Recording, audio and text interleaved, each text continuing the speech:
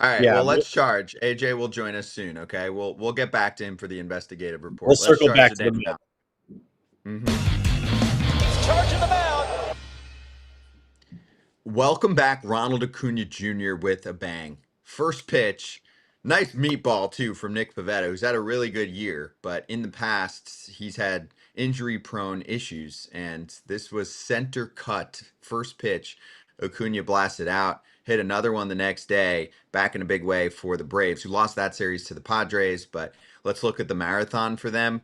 If Acuña is back and more of the 2023 version, the Braves are a World Series contender. Yeah. Yeah. This is one of the best players in baseball. This baseball is better when Ronald Acuña is playing, when he's healthy and playing. Look what he does. There's an awesome video that is going around the internet of someone that's by their on-deck circle that is getting, since he's leading off the game, is getting him from the dugout all the way to the on-deck circle to the batter's box to the first pitch home run of his return. And it's such a cool video to watch. This is literally one of the most electrifying guys in the game. And you want to put, not to bring it up where I'm going to kind of counter my own point, but you want to put to rest all that stuff where he commented about not running out and Snitker and all that stuff. You want to put that far behind you. This is how you give you some other news to think about or talk about where that stuff doesn't matter at all anymore. Everyone's so excited. Atlanta's got to be very pumped to have him back.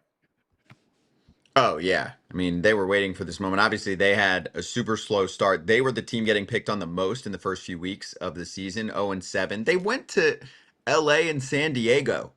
I Yeah. was expecting 2-5, so they were two off that mark from, I think, what a lot of expectations would have been. Maybe 3-4, 4-3. I don't think they were expecting to go out to the West Coast. Dodgers had already played two and play those teams and come out with a really strong start. So, okay, it happened. 5-13, so they didn't pick it up yet. Then finally they got to the 500 mark, slipped a little bit. We're so early. I like to remind people, Kip, in 2021, the Braves were hovering around the 500 mark until mid-August. They won the World Series. We're Yeah. so far away from that. So that's There's what so I many. asked. There's so many sections to the season, and it always comes down to you just want to be playing your best ball, be in the picture in September, play your best ball going into the playoffs. But the season is so long, and I think you realize that. A lot of people do realize that, but the average fan sometimes tends to forget that with the way they might overreact on certain things. A lot of teams will have a losing streak at some point in the season, whether it's 3, 4, 5, 6, 7 games, doesn't matter. There's sometimes, or you might just go 2-8 in 10 games. It happens. But the fact that they did it the first 7 games of the season was an overreaction, a panic set in. And then you mentioned it was on the road to two of the better teams. This team's going to be there at the end. They're too good not to be. And now they're starting to get a little bit healthier with Acuña and Strider and all them back at first. So, yeah, it was a little bit overreaction. They're gaining their feet. Listen, I don't think anybody wants to see them get going. I don't think everybody's kind of hoping this is a real thing. It's not. They're going to be back there at the end. Yeah, Riley, Albies, Harris really haven't gotten going. Olsen just recently on a home run binge. Their catcher combo is lethal with Drake Baldwin, a Rookie of the Year candidate, Yes. frankly, in the National League, and Sean Murphy, of course, who's been solid for them as well. So they'll be in a good spot. We'll see. But AJ, let's talk Braves here. We'll get back to you on the other stuff. But what do you think about Atlanta now getting Acuña back? I mean, that's pretty much what you can ask for. Aside from the series win, seeing him like that with that kind of pop right off the bat has to be a good sign. Made a nice throw for an out at third at one point this weekend too. Are we surprised though? That's my real question. Are we really surprised by any of this with him? I mean, he does have a little flair for the dramatic. So to see him hit a home run his first at bat, first pitch, not a surprise. Where do I think they are? I think they need Strider back. I think they need a little bullpen help, but I think they got a great shot to make a deep run to get to the postseason. I think that they're alive, they're not dead, and that's a big thing, especially after starting 0-7. Mm-hmm. I mean, the one thing I will bring up, AJ, is that when he came back last time around from tearing up the other knee, he was not the same guy for a while. They gave him an extra 3 months, essentially, this time. It was 9 months on the post-recovery last time. It was 12 this time around. And it's him already knowing what it takes to get back from this and seeing what didn't work for him. So I would say we're not surprised, but also if I had seen him struggle out the gate, I wouldn't have been surprised either, based off coming off a major knee major knee surgery. No. Well, it's also only a few games, so let's you got to let this play out, right, Kip? Like everyone can come back for a couple games and be hot and be like, oh, look at what he's done. But let's see how he does 30, 50, 60, 80 games into it where he's at. But I mean, listen, he's one of the best players. He's one of the most talented players. He brings an energy like very few guys do in baseball. So let's see where it ends up. There's this game speed that's different too. You can rehab your way all the way you want, but you're also given days off, planned days of rest and something like that. So let's keep seeing how this body and this knee responds after 5, 6, 7 straight games in a row. Yeah, it's a little bit of a game. Obviously, he's going to want to talk himself into the lineup as much as possible. He's a guy that likes to be out there. Sure. So we'll see how that goes. Brian Snitker's known him for a long time, so you would think he'll have no problem being like, nope, sorry, today's the day you sit. That's what the medical staff says. One other part from this weekend, did you see the comments, AJ, from Brian Snitker about the field conditions and how that could be leading to some issues for Austin Riley over at third base? Did you see that? Mark Bowman tweeted about it. He later I didn't clarified. see that. It's kind of funny, though, to me. You want to see this? All right. So they were at home, right? Yeah, but that's my He's point. I throwing know. his own groundskeeper under the bus, the guy who's been there forever. Like, that's where it gets a little weird to me. That, like, why would you throw your own guy under the bus? Well, Mark Bowman, who covers the team for MLB, did clarify that he was talking more about field conditions than grounds crew. But the tweet initially from Bowman is Snitker made it clear he wasn't happy with the Braves grounds crew. And then that was later clarified to Braves field conditions at home. When asked about Riley's recent errors, he said, quote, I don't think it's all on him if you want to know the truth. 4 of the 5 errors Riley has committed going back to May 8th have occurred at Truist Park. AJ, that's their park. Here's one. I mean, that's a tough play. I mean, Kip, That's a hot shot. That ball smashed. That one's That's tough. okay. It's a tweener. That's a tweener, right? He's got to come and get it or back up. I mean, that one he just whiffs. I mean, that's fine. People do that. That Bill Buckner did that. That one it looks like he took a bad hop on him, right? I don't know. I mean, two of those were hit hard. 2 of those were just shots, and it's a reaction. It's a hot corner for a reason. Some of the other ones, I don't know. You got other guys playing there who aren't making the errors. These are plays that are expected to be made that he normally makes all the time. I think to just say it's the ground crew or the field, don't love the look of it. Don't love the sound of it either. I don't know because keep in mind, this is your home field, your own grounds crew. If you want something changed, you have a relationship with the grounds crew. You can go and change it. You can go and ask them, be like, hey, can we get a little flatter here? Can we mow down the grass a little bit this way? Like this is your team. This is your organization. They're there to help you. So I just don't like the look of maybe kind of throwing them under the bus or blaming the field. But again, some of those are just hard hit balls too that are hard to make the play on. Mm-hmm. All right, FT fam, there's drama, of course, again in Boston. More of this has to do with an injury here to Alex Bregman, which sucks, but Marcelo Meyer gets the call. That was a big story over the weekend. Also, the Red Sox still aren't pleased with their play as the Yankees continue to build their lead in the AL East. The Red Sox aren't even in second place. So we'll get to Chris Cotillo from MassLive, and Chris will join us next to talk about what's going on this weekend in Boston.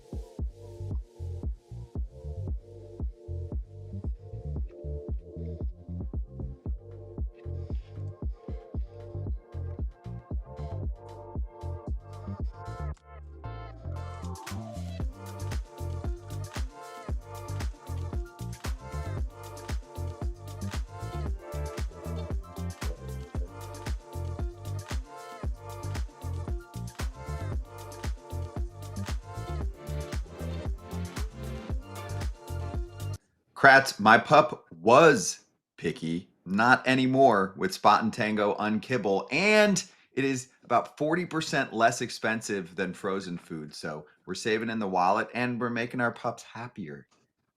Let's go apples to apples. I'm not cheap, but I don't want to waste my money on something that's good for my dog. This is perfect. Yeah, they are very excited. Both Bella, Kratz's pup, and Penelope, my little pup, for Spot and Tango. You can get your pup excited too, and there's no more guessing how much to feed your dog either. Spot and Tango creates a custom plan based on your dog's age, weight, breed, and activity level. It's a nice little survey. So upgrade your pet's bowl with Spot and Tango Unkibble for a limited time. Go to spotandtango.com/foul. Use code FOUL to get 50% off your first order. That's spotandtango.com/foul, code foul for 50% off your first order. Spotandtango.com/foul, code foul.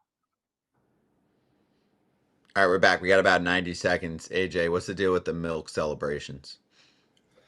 So it was a big deal because the Indy 500 was on Fox on Sunday, right? Which is the first time they've had it. So they had this whole buildup. You saw it in the Red Sox game when Jaron Duran hit the home run. The guy did it. Now, let's just say this.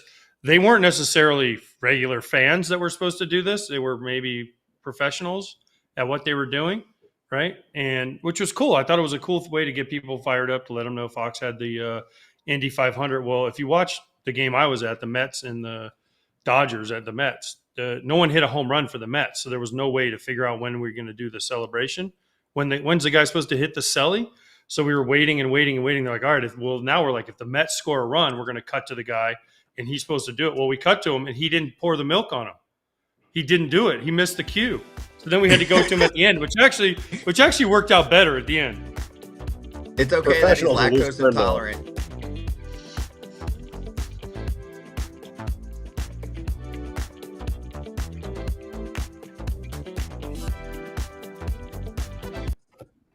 Chris Cotillo from MassLive joining us right now. Chris, great to have you back on.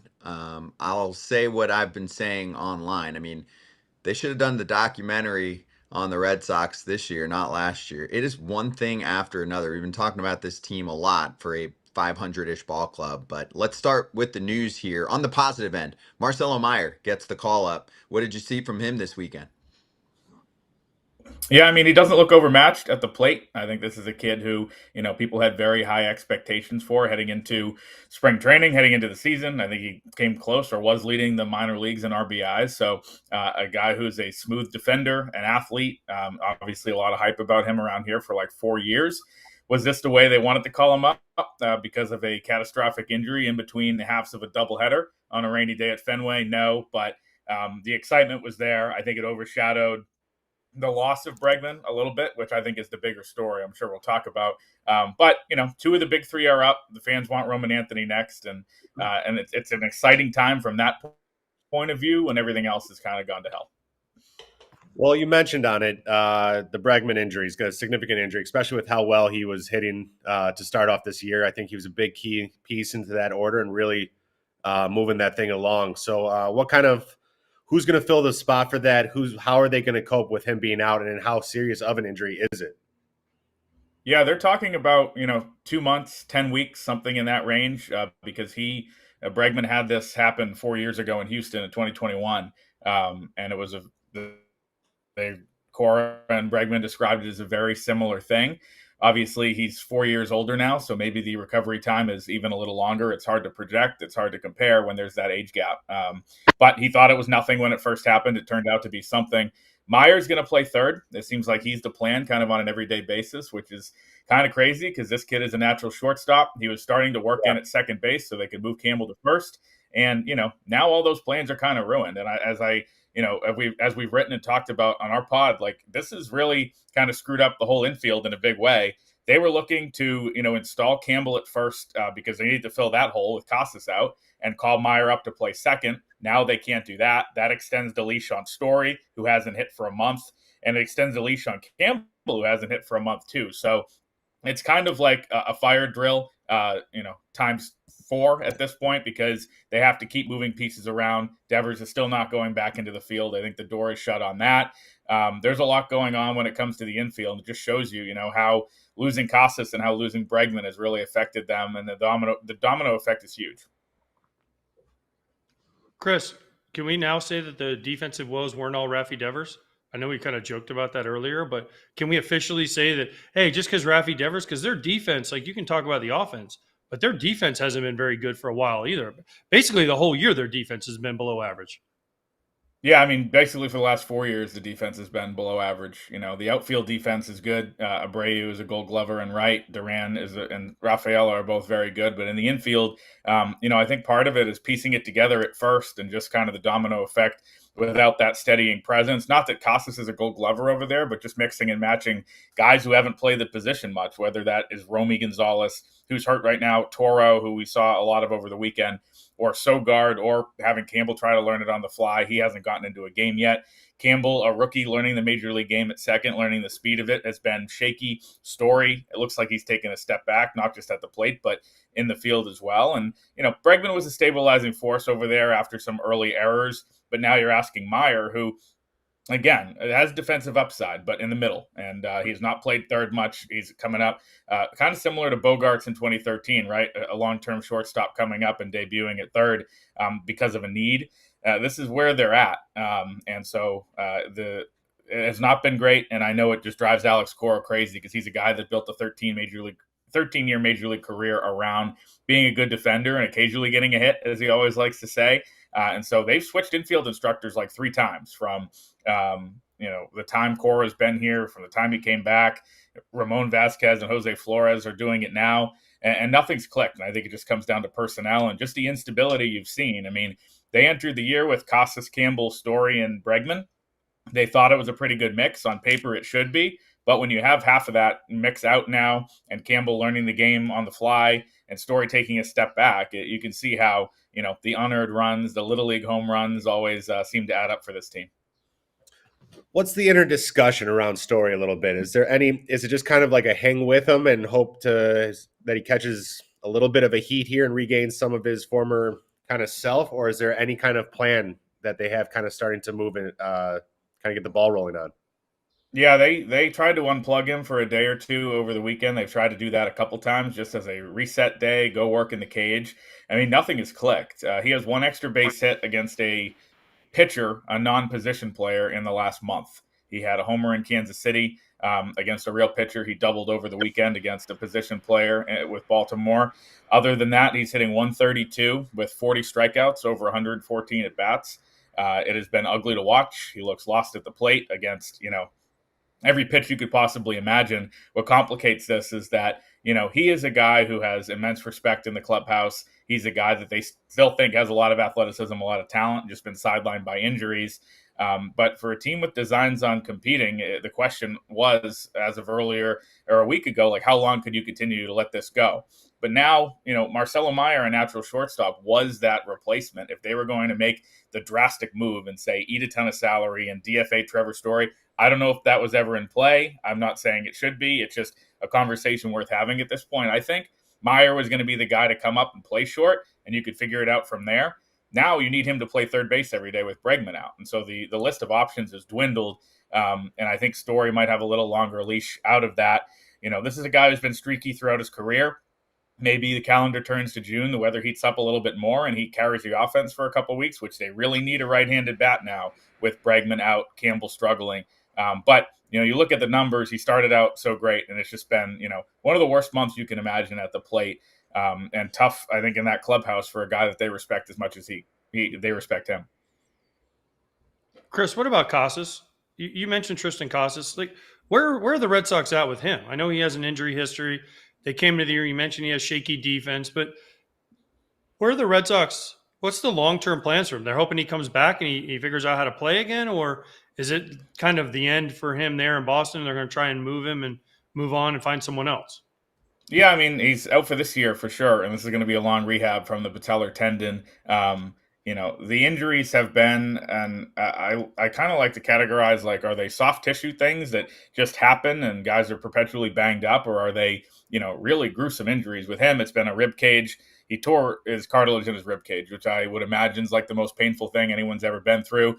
That was what it was last year. There's not a lot of surgical options there, a lot of healing. You just kind of are, accelerated healing options. You have to wait until that feels better.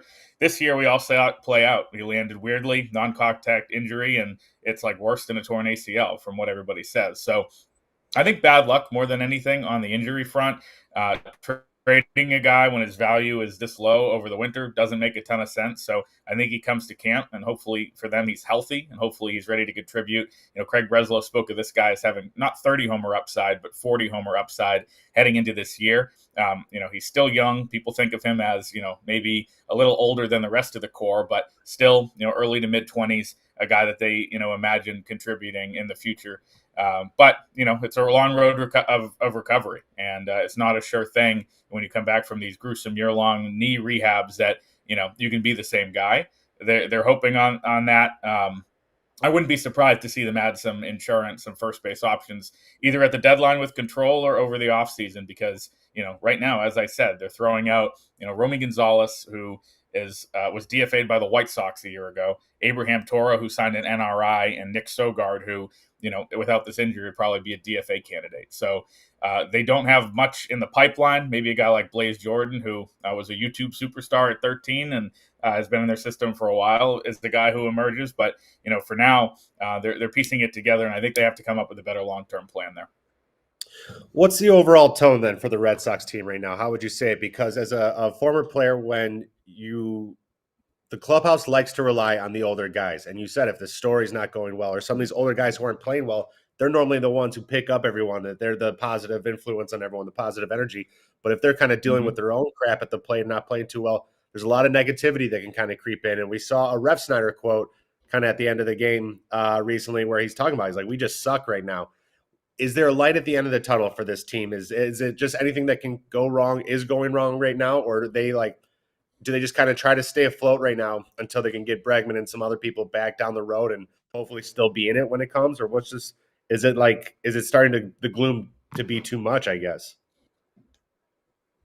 Yeah, I mean, the Ref Snyder quotes, I think, said a lot. A veteran guy standing up and saying, we got to figure this out. Like, this is not a team like it was a year ago or 2 years ago that was looking for, maybe we win 84 games and get in. Maybe not. And if not, it's all about player development. This is a team that got Crochet, that got Bregman, that got Walker Buehler on a high-paying one-year deal, that kind of tried to go, if not, full throttle or all in this winter, something close to it. It was spread out, so people don't realize how aggressive it is. But Bregman and Crochet, along with Buehler, Chapman, some of these guys, it was a pretty big offseason with designs on contending this year. And they have just not clicked as a team. When they've pitched, they haven't hit. When they've hit, they haven't pitched. The defense has been shaky and cost them games. They've lost a ton of one-run games, which is a sign to me of a team that turns wins into losses, which they have. And now I think the big question is just the lineup. You were relying on Casas and Story and Bregman to be, three of your top 5-6 hitters probably. And you're not getting anything out of Bregman for 2 months. You're not getting anything for Casas for the rest of the year. Story struggles, as we talked about. So they're talking about ways to fix this lineup. Behind Devers right now, like Wilyer Abreu, and so Jarren Duran leads off, and he's a good player. Abreu is a good hitter. They're trying this rookie, Carlos Narvaez, who is a catcher they got in a minor trade with the Yankees in December that nobody knew anything about, as the number 3 hitter, the number 4 hitter. Has he been producing? Of course, but it just kind of shows you how the deck of cards has kind of collapsed. They need guys to step up, whether that's Meyer carrying them offensively, in his debut week or debut month, whether that's Campbell turning things around, whether it's Roman Anthony coming up and being a middle-of-the-order guy immediately, which is a huge ask from a 21-year-old kid. They need something to click, whether it's an early trade, I don't know. But the lineup to me is concerning because if you look around 1 through 9, first base is a question mark. Second and short, as we've covered, haven't been hitting. Rafaela has been slumping. You're relying on 3 or 4 guys, and we've seen that play out over the last week where outside of the numbers don't look that bad because they have some blowout wins. They scored 13 runs against a position player against Baltimore the other day. And so that, all those stats count. But if you watch it every day, it's not a good offensive team. And it hasn't been, and it's going to be, I think, worse, or significantly worse without Bregman. Chris, don't they have a pretty good prospect who can swing the bat, get on base, and hitting-wise looks like he belongs right now in the majors in the name of Roman Anthony? Mm-hmm. Do you think at some point, if this 500-ish little slumpy offense ride continues, they're going to figure out a way to force him into the lineup? I think you kind of have to at some point, and you lose something defensively in center field by unplugging Rafaela, but, he goes through stretches. I think he's, something like a 1 for 22 he was in. the defense obviously plays. He's elite in center, but the swing and miss, the strikeouts at the bottom of the lineup, just something, you can't have on a struggling team when you need to try to play small ball. So, that's a trade-off. Obviously, the offense, defense, you'd have to move Duran to center. Anthony would probably play left, which you can handle at Fenway in the small left field. But it's just like, how much can you ask out of rookies? They would be, if he's in a lineup starting 4 of them, the big 3 in Campbell, Meyer, and Anthony, and then Narvaez, as I mentioned. They have a rookie in the rotation, and Dobbins, a lot of guys debuting. It's a big ask to try to, turn this thing around or even keep them afloat until Bregman comes back or some of these guys get healthy. So I probably would do it at this point. Guys are going to have these struggle patches in the majors. They're going to have, times where the game speeds up. We've seen that with Campbell over the last month. I think there's something to having them all doing it together. Meyer, Anthony, Campbell are extremely close. Meyer and Anthony have been for a period of years coming up through the system together. So, for a team that needs a spark, the spark doesn't really come in the way of Meyer in my mind. He's a great player. Probably he's going to be a great player, but it comes because of a catastrophic injury. With Anthony, it could kind of be hey, we need to turn this around. And so at this point, I wouldn't be surprised if it's any day. He has nothing left to prove in the minors. It's just they have Duran, they have Abreu, they have Rafaela, they have Devers, playing, getting DH at bats every day. It's tough to find a place where to put him. I think if they get creative with Rafaela and do something they don't want to do, mix him into the infield mixer as a super utility guy, maybe that clears the path. And a couple more losses, and I think that spark, that urgency comes even more into play.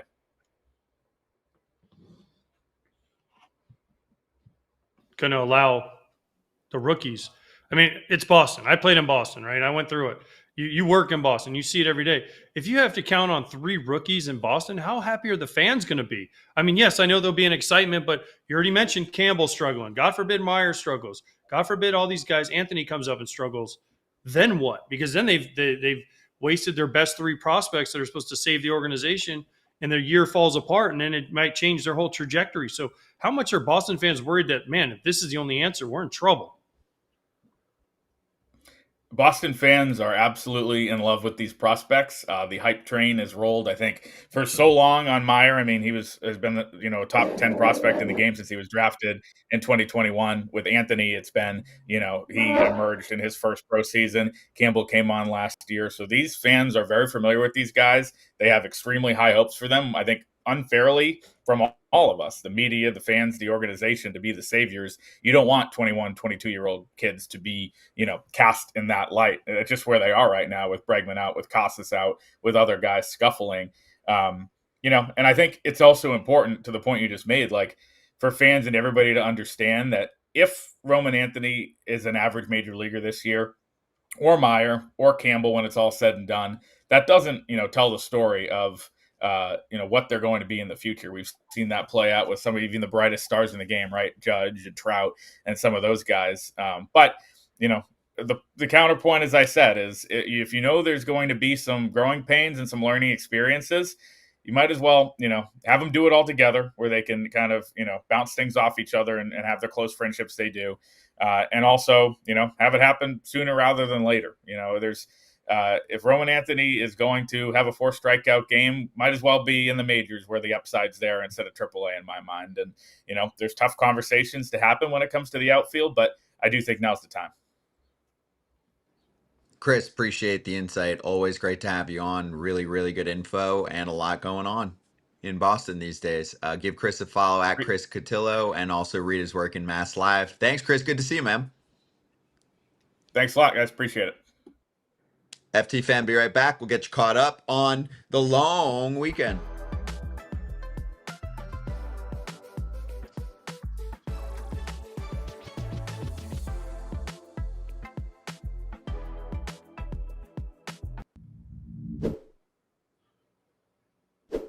If you're a card collector or you'd like to get into card collecting, may I suggest Arena Club and slab packs, which means that you can rip the packs digitally and, of course, get the card that you want. It's also the most trusted name in the game, and I would rather rip packs these days on my phone than sit next to you and have you grabbing one of my physical packs if I was grabbing one. Yeah, you don't need me grabbing your packs because last time you grabbed one, it ended up like this card. So let's not have that, and that's why Arena Club is great. They send them to you in these fancy protectors like this Scott Braun card that we have here, and they'll come safe. They're already graded. Or you could do like I do and just leave my cards in the showroom and never actually see them physically. Yeah. But they're safe, protected, and if I want to sell them, I can. Buy, sell, trade. They offer full transparency, showing every card in the slab pack with the likelihood of pulling each one so you know exactly what's available before you buy. Get 20% off your first slab pack or card purchase by going to arenaclub.com/foul and use code FOUL. AJ, did you know about this little milestone for Kenny Ball game in advance, or did this one sneak up on you? The 750th game Iron Man streak, essentially, that he's got going on. He's like the Cal Ripken Jr. of sideline reporters.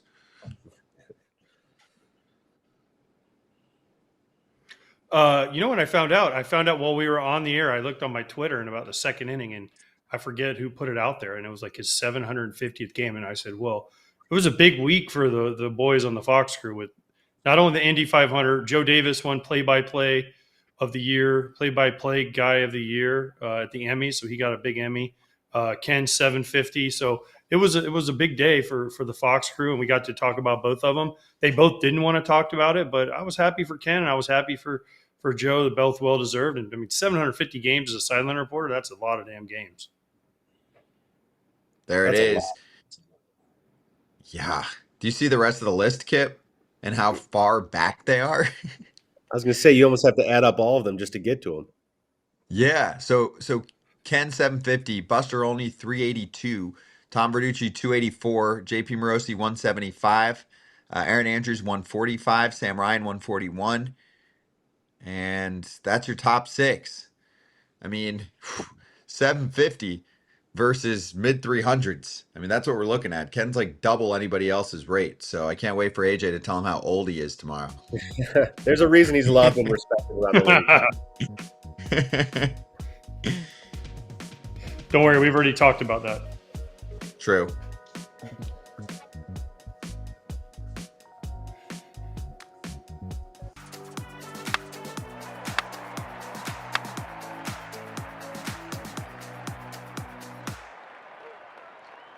Best Maddux ever? If you know what I'm talking about, it's 100 pitches or less to pull off a complete game, the Greg Maddux. And Tarik Skubal pulled it off with the highest strikeout total in a Maddux complete game, a shutout for him, 13 strikeouts. And AJ, he went 103 because I round up from 102.6 on his last pitch of the day. And that was the hardest pitch he's ever thrown in his major league career. I mean, the dude is topping what he did last year at the moment. I know we still have a lot of season left to go. He's probably at about a third of the starts that he's going to make. He's on a better pace. Yeah, he's the best pitcher going right now. Best part of this whole thing, besides him throwing a complete game shutout, was when he threw the last pitch, the way he just stood there and took it all in, right? He threw it and he was just like, I'm the man. And when he throws this last pitch and he just ends it, and then he just looks around at the crowd and the crowd's chanting his name and going crazy, the whole deal. One of the best things that's come out of Tarik Skubal being good is we get to see Tarik Skubal's personality and all he does, and when he talks a little trash and he's having fun and doing all these things. I mean, it's just amazing what this guy has become, from an oft-injured guy to the best pitcher in baseball. Right here, watch him. He strikes it and he just stands there and he like takes it all in. It's just awesome. It's awesome. I mean, you're getting close to a 20-mile-an-hour difference on some of his pitches. When he goes from 102 to look like almost 82 on one of those sliders or curveballs that he was just throwing, he looks like he's absolutely locked in and honing his craft right now. And like AJ just pointed out, he's enjoying himself too. He's enjoying pushing himself to limits and seeing how good he can get right now. And yeah, I got to imagine he's one of the best, if not the best, going right now. Yeah, AJ, playing to your point too, I mean, he was emotional with the crowd pumping him up. We have this tweet with a quote. Cody Stavenhagen from Tiger Territory, who's following the team every day for The Athletic, posted the quote from Skubal, who said, "You get a little teary-eyed out there, honestly. I just thought to myself, 12-year-old me wouldn't believe there was an opportunity to have a fan base support you the way it does and be in that moment." Tigers fans waited for some success. They almost didn't get it last year as they made that late run. And the highlight of the first half of the season for Tigers fans was Tarik Skubal. Now they've got a competitive team from front to back. So they are really loving what they're seeing. And obviously, Skubal's become their guy, and he's an ace. He's the best pitcher in baseball right now. What else do you want? What else do you want? He's loving it. The crowd's loving it. It's becoming an event when he pitches in Detroit, right? It's kind of like when Verlander used to pitch back in the day. It's like, oh, JV's pitching today. Everyone's got to come watch him, right? That's what it's become with Skubal. It's awesome. Detroit's great. They're a great team, but to see the fans get behind this team is the best part. I hated those days. They're a little above Cleveland right now. I think they got a 5-game lead over Cleveland. No, but he's been the driving force behind a little bit of this resurgence from Detroit baseball right now. It is a fun place to play baseball when Detroit is a good team. They are a great crowd. The stadium's beautiful. I've always enjoyed it, but there is no doubt about it. That's a different day when they're aces on the mound. When it was JV or Price before, or now to Skubal, there's probably roughly a 5 to 10,000 fan difference when he pitches versus maybe some of the other games. But they show out and they're loud when he pitches. It's a great place. Yep. It is, yeah. You know you're watching something special right now with Skubal, and Tigers fans are taking advantage. Let's get to the Angels. So they were riding high. They won 8 games in a row. Now they've lost 3 games in a row. They dropped the final 2, and they lost that series to the Marlins, and then they fall yesterday to the Yankees, 5-1 in favor of New York. Then the Angels, before yesterday's game, decided to sign up a man familiar with the area. Chris Taylor moves from the Dodgers to the Angels. He was barely playing. He was barely getting plate appearances this season. He really fell off the map last year. The Dodgers stuck with him for a while, Kip. So this looks like one of those last chance situations for CT3 to see if he actually just needed a change of scenery and maybe a little more playing time. I think so. I think it was time. I think it was a mutual thing where it's probably better each part ways. So I don't think there's any hostility. I know the fans still like him in the Dodgers uniform and stuff like that, but I think it would be good for him to get a new environment where it's like, it just does something for you when you go somewhere else where it's a new faces. It takes you out of your comfort zone. So you're constantly checked in, locked in, trying to prove yourself, making sure you're doing everything right. And this is a guy who has tons of versatility, can play multiple positions. So he has value. So I think if there's ever a place that can offer him the opportunity to move around a little bit and kind of reinvent himself, or as a teammate, new team, this is a good opportunity for him. It's a good chance. So he's easy to root for too. Do you remember anyone joining Cleveland, for example, and suddenly turning it on where they hadn't in the past, and you saw a classic change of scenery case where you're like, hey, this guy was good, now he's great, or this guy was bad and now he's good, or he was good, then fell off the map and then went to Cleveland and became good again? Do you remember anyone that you came across where you could actually see the difference in how he was looking, playing, adjusting? You had guys, I mean, there's going to be a few every year who are new faces, new names that come in. But I mean, just from my time, I mean, you had Napoli in 2016. He comes out and almost puts out 30 home runs. There was Mark Reynolds, Brandon Moss. You have some of these first basemen who come on and start having some good power years for you. And then there's pitchers where I was about to say like Andrew Miller just because of the run he went on, but I think he was good anywhere. So it didn't really, but he was just so good with us that it's like maybe it was Cleveland or maybe it was just being at a new place, but he was phenomenal wherever he pitched. So I don't even know if we can count him. Right. I mean, he was on another level, though. That's what I'm talking about, is you move somewhere else and it's on another level, right? It's not the comp to CT3 here right now, who had a nice career, and we'll see if that continues here with the Angels. But also, the Angels kind of thrust themselves back into the mix a little bit here, but we'll see if they can turn it around. Obviously, it's a long season full of streaks. Let's get to the Cubs. You're out in Chicago. How much love are they giving Pete Crow-Armstrong because he's a loud player and he does everything well? It's not like the Cubs just signed Kyle or traded for Kyle Tucker and became this good. That helped a ton. That was a huge move for them. They finally were able to pull something like that off. But Pete Crow-Armstrong is just as much of a difference maker right now and might be even more of an MVP candidate based off how voters go nowadays, so closely attributing everything to WAR. I mean, he's leading the category, I think, in the National League at the moment. I'll double check it while you're talking. Listen, there's a buzz around this Cubs team right now in this city. People are starting to tune in.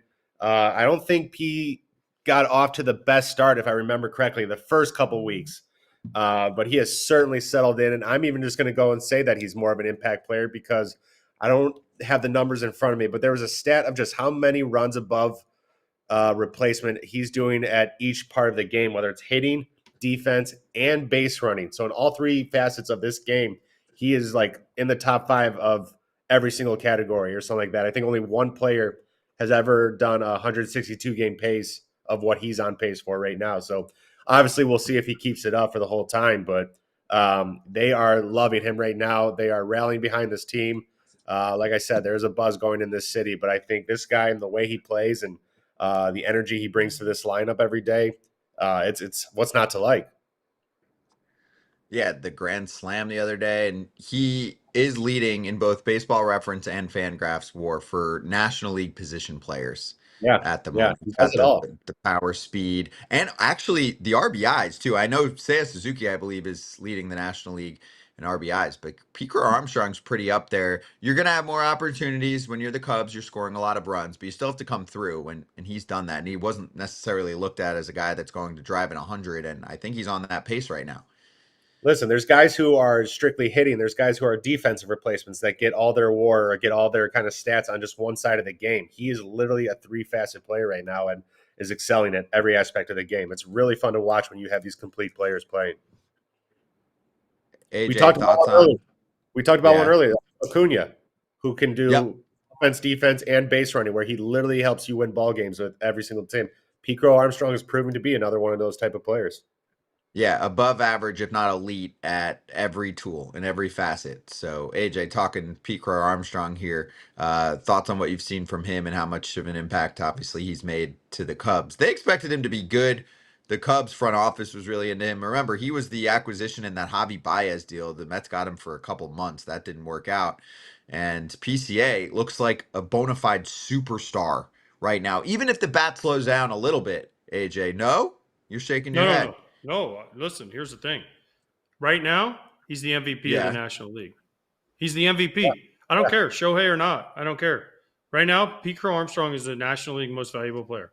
I know we're only a few months in, but he is the National League most valuable for me. Now, again, my opinion doesn't matter all that much, but for me right now, I feel like he is the MVP of the National League with what he's done offensively, defensively, the home runs he's hit, because he's hit a lot of big home runs too. Let's not forget. Not just home runs, but in big situations. Yeah, he's been clutch. 48 RBIs. He leads the team with 14 home runs right now. Cubs fans are loving it. And for Cubs fans, when the team's been pretty mid the last few years, it's not just that the team's leading in the division, it's that it's the offense. So it's a fun watch for Cubs fans at Wrigley right now, especially once it gets a little warmer too. Right? I mean, Kip, it's been a few years. It has. These guys, listen, these guys are fun to watch. Like I said, there's a buzz going around. Yep. All right, we'll step aside. We'll get to more of what we missed from the weekend, and then joining us soon, Kody Clemens from the Twins.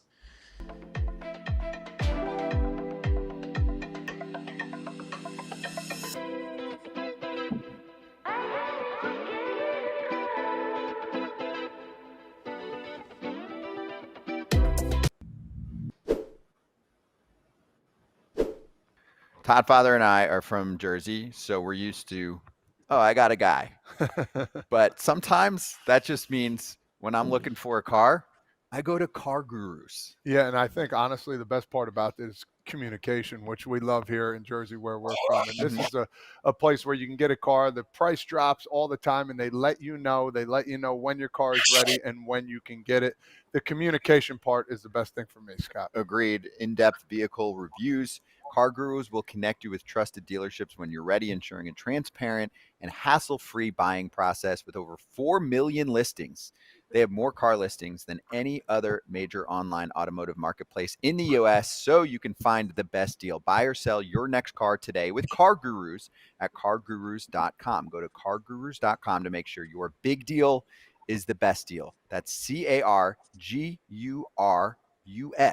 cargurus.com. Cargurus.com. All right, back for a couple minutes, then we'll bring the TV crowd back in, and Kody Clemens should be ready to go by then. Twin slugger, who's having a really nice year. We can go over Charlie Morton turning things around in his past 4 outings, a 2.35 earned run average. The strikeout rate significantly up. The Orioles playing a little bit better. I mean, AJ, their season is over, but you're looking at Morton if he recovers. Shigano is a little tricky, but they should trade him. They want to keep relations with Japanese players strong, and signing a guy, convincing him to come over, and then trading him isn't the best look, but maybe he wants to go to be on a contender. Felix Bautista's making $1 million this year, has 2 years of team control after this. So anyway, you add it up. Cedric Mullins, of course, is going to be a free agent. They're going to have a lot to sell. It would help for Orioles fans to have Charlie Morton pitching a little better so they can get a prospect out of it.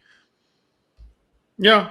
I mean, this all started when he was out of the bullpen, though, remember. It wasn't – This didn't start as a starter. So, you know, he got to take a little breath. He got to go to the bullpen, take a little breather, kind of fix himself, right the ship a little bit. But he did pitch good as well in his last start. So, I don't know. I mean, is it nice to see? Of course, as always, you never want to see guys struggle. But is it going to help the Orioles do anything? I don't know about that. I mean, I just think, you know, it's a nice story for Charlie. Yep. I agree. Yeah, good to see him bounce back. Obviously, he's one of the elder statesmen in the bigs at this point. Kip, did you face him? Yeah, no, I faced him a bunch, and I played with him a little bit in Atlanta. He's one of the nicest guys, quiet, reserved, always keeps to himself a little bit, but when he's on, he's nasty. So, but Father Time catches everyone. I hope he has more in him, though. Yep.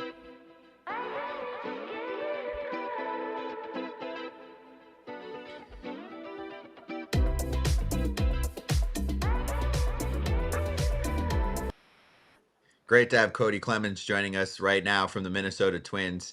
Kody, thanks for joining us. I know you'll like this. Let's just start by talking about your team for a moment. So you joined this team, about a month ago? And it's looked pretty damn good since you joined the party. How you doing? Doing good. Thanks for having me on, guys. Yeah, of course. So what do you think changed? I mean, and what did you hear about before you joined the club that wasn't going right that had suddenly turned around?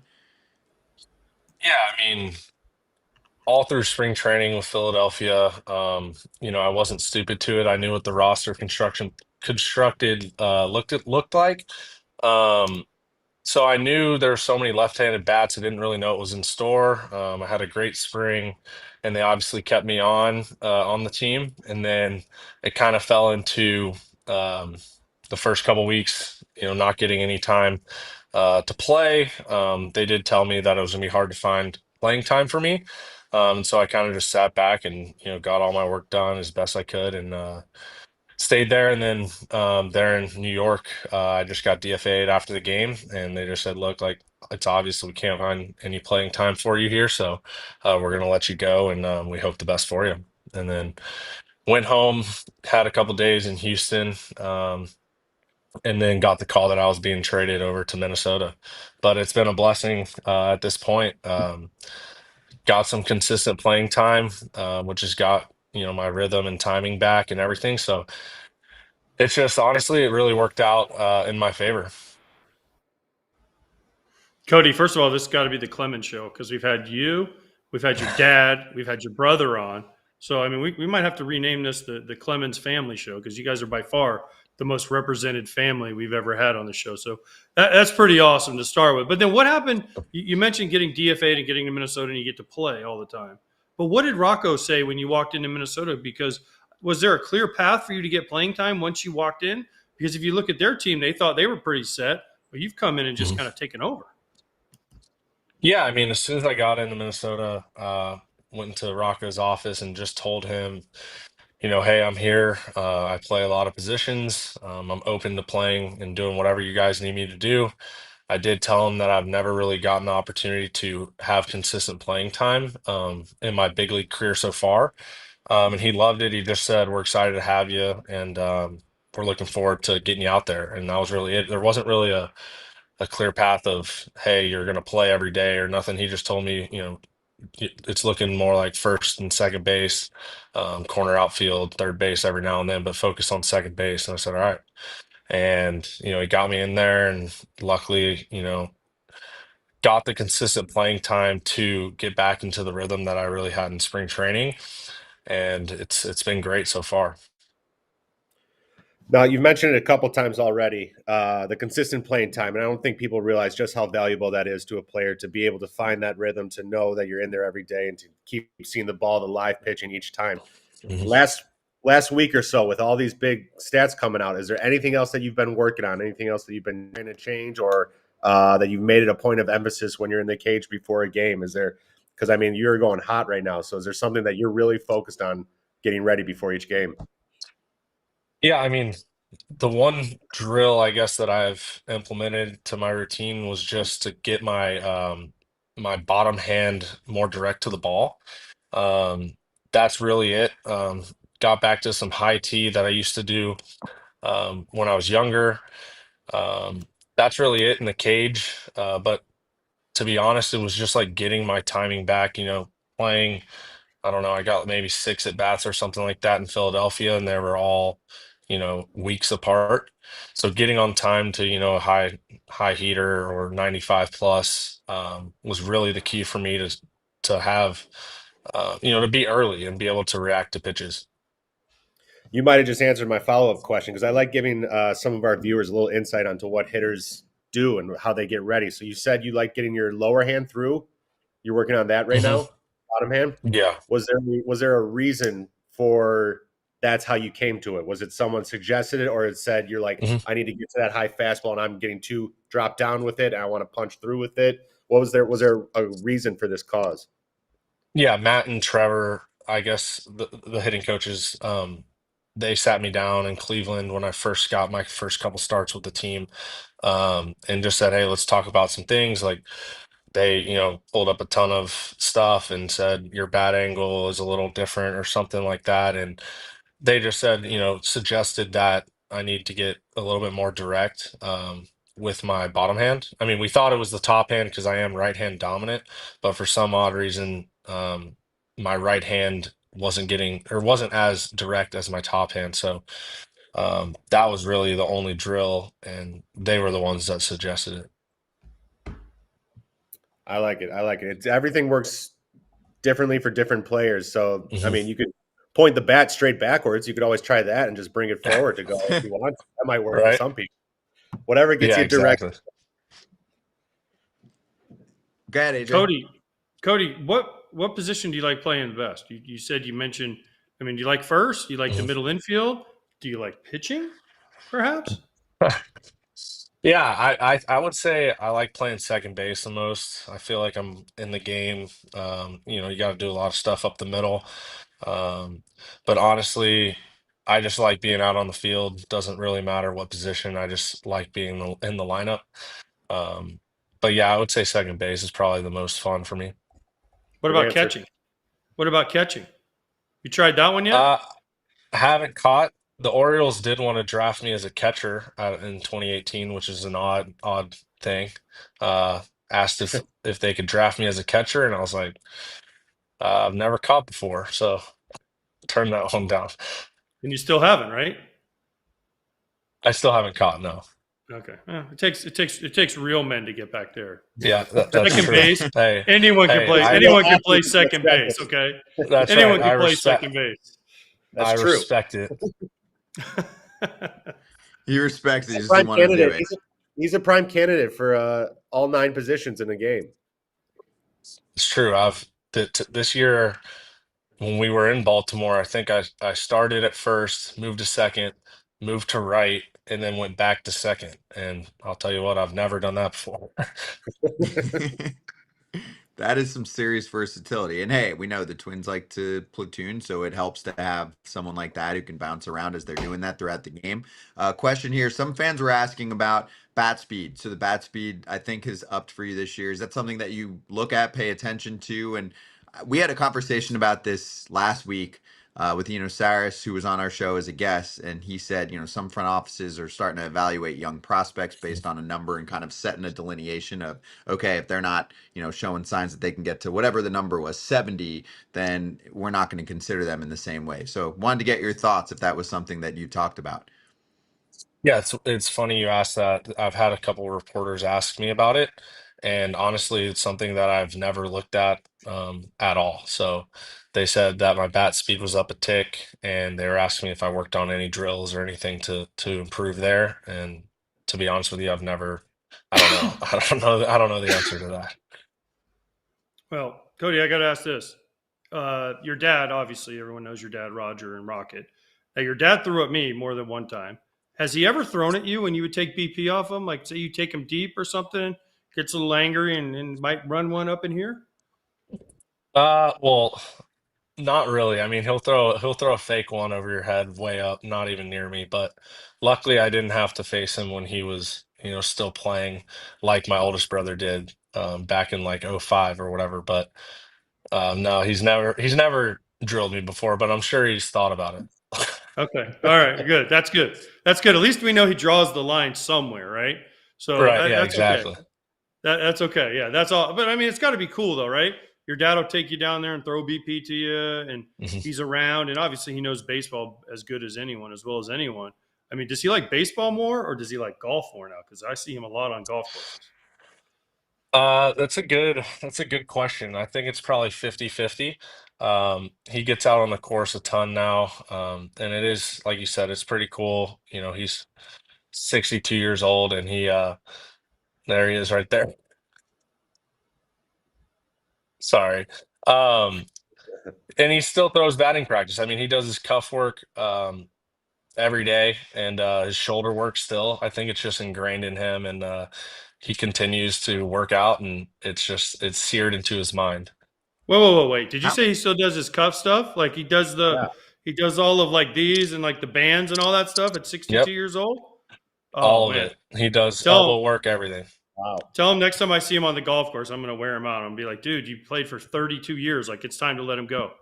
Give it Yeah, up. trust me, he needs to, but it's just seared into that brain of his, I swear. how involved is he? Are you talking after every game? Are you telling him, don't tell me too much about my swing since I'm a better hitter than you, even though you're a legendary pitcher? Yeah, I mean, he's involved. I know he's watching the games for sure. It's nice he comes and travels and comes to watch me play every so often. But yeah, if there's anything about the swing, uh, I don't let him get deep into conversation there. If we want to talk about bunting, I'm all for it because I know he tried to square around a ton back in his day. Well, yeah, I wouldn't want to hear what he has to say about your swing in terms of just like the fundamentals of it. But does he text you, like, let's say he notices something that he would pick up on a batter and how he would attack you then? And Mhm. is that the kind of advice that he would give you then?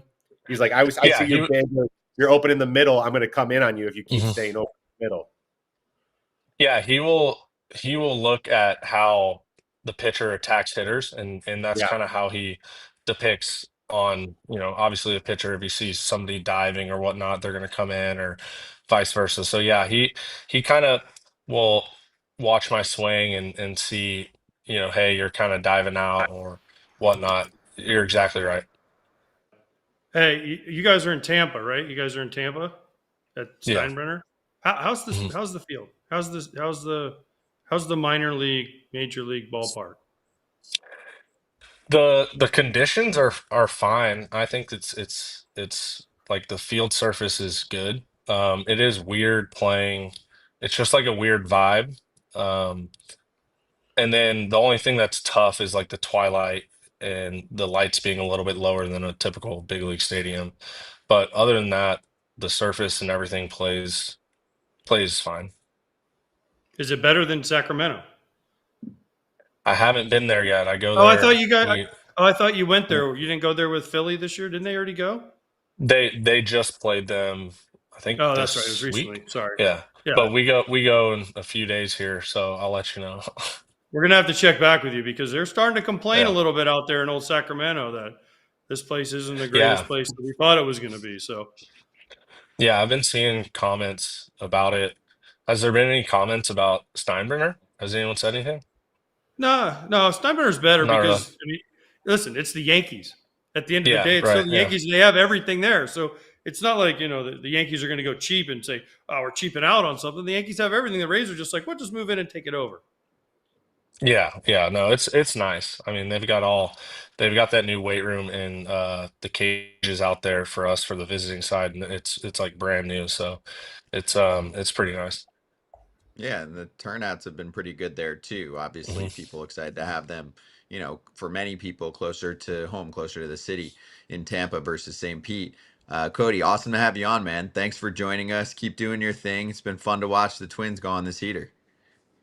Yeah, absolutely. Thanks for having me on, Cody, guys. Thank Cody, you, bud. when you get to the ballpark today, make sure you thank Mike Herman for me being his favorite player of all time. Just say, All right, AJ wants to thank you for him being your favorite player of all time.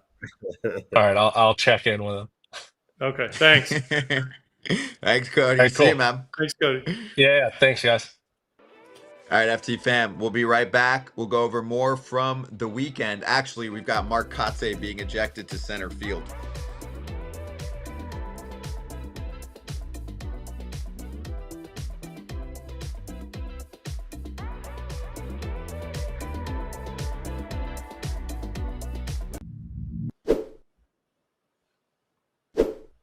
FT fam, you might have a boring, old, crusty, unpretty razor, and it might be expensive. So, AJ, should they consider another option? Look how cool this is. Look at the color scheme. Look at it. Little sheath to hide the blades when you travel. Works great. I've been using this for a couple weeks now with Harry's. Clean, no bumps, no cuts. Works great. And you know the best part? It's a great price, especially if you use the foul territory code, Scott. That's right, harrys.com/foul. Guess what? You can also get yourself a no-risk trial. So if you don't like your shave, no worries. It's on Harry's. They're not worried about it. Get the edge on your shave with Harry's. Normally, the trial set is $10, but right now you can get it for just $6 at harrys.com/foul. Use the exclusive link, harrys.com/foul, for a $6 trial set. Hey, some quickie injury updates. We'll show you what's going on with the Yankees right now. I'll also add former Yankee Michael King dealing with a shoulder issue and hitting the injured list. That's not great news, AJ, for the Padres, who I think might get Yu Darvish back in 4 to 6 weeks, but Michael King's the stud for them. Michael King and Dylan Cease, right? Are the two that have been kind of Yeah. the two best for him. So they need those guys. Michael King getting hurt especially sucks because he's kind of in a free agent year kind of weird situation with that contract he signed. But the Padres need him and they need him to pitch well because he's been really good for him when he's been out there. So here's some Yankee injury updates. Jazz Chisholm could be playing in minor league rehab games by the end of the week. Giancarlo Stanton is in Tampa. He's going to be doing some live BP all week. Fernando Cruz is with the Yankees in Anaheim and should toss live BP during the Dodgers series. So if you guys coming back from the Yanks, I'm not too worried right now about their offense, Kip. It's more about making sure they've got arms. No, definitely the pitching's more of the bigger worry in them. But it'd be nice to get two of your everyday starters back in the lineup, no matter who you are. True. Yeah, that offense looks just as good as it did last year, just in a different way. It's just better top to bottom. Also, just found out, actually, by the way, Nick Kurtz placed on the injured list. So there's another one for the A's, who have been brutal the past couple weeks. Absolutely brutal. Just fell apart, fell off the map, AJ. Pitching not there. Why are you reminding me? Why you got to bring that up, Scott? Sorry, too soon.